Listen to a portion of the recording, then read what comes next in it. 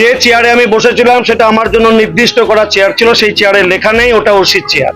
যদি কেউ প্রমাণ করতে পারে তাহলে আমি ইস্তফা দেব। যে বলেছে তাকেও প্রমাণ করতে হবে, যারা প্রকাশ করছে তাদেরকেও প্রমাণ করতে হবে, নাহলে সবার বিরুদ্ধে মানহানির মামলা করবে। পশ্চিম বাংলা সংবিধানগতভাবে সিএম এর পরে ক্যাবিনেট মিনিস্টার, নিঃসন্দেহে ওসির চেয়ার ক্যাবিনেটের চেয়ারের থেকে বড় নয়। তাই ওসির চেয়ারে যদি কেউ ভুল করে বসে, কোনো ক্যাবিনেট মন্ত্রী, আইনসভার, তাহলে সেই চেয়ারকে সম্মানিতই করা হয়, অসম্মানিত হয় না। কিন্তু আমি যে চেয়ারে বসেছি সে চেয়ারটা দেখলেই বুঝতে পারবে।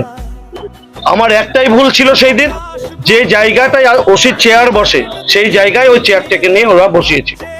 আর সেটাকেই আজকে যাদের চেয়ার চলে গেছে, পশ্চিমবাংলার মানুষ যাদেরকে বিসর্জন দিয়েছে, তারা সহ্য করতে পারছেন না। তাদের বুথ সভাপতিকে চেয়ারে বসতো, তারা পুলিশকে মারতো, পুলিশ টেবিলের তলে লুকাতো, তাদের এত দরদ উঠলে পড়ছে। চেয়ার চলে গেছে, 450 কোটি টাকার তাদের যে ব্যাংক ব্যালেন্স সেটা চলে গেছে, আরো যাবে। দল নেই, আগামী দিনে নিশান থাকবে না, ধরার লোক থাকবে না। সেই কারণে তারা আজকে এখানে ঈর্ষান্বিত হয়ে এই ধরনের একটা খবর তারা প্রচার করছে, ভিত্তিহীন খবর।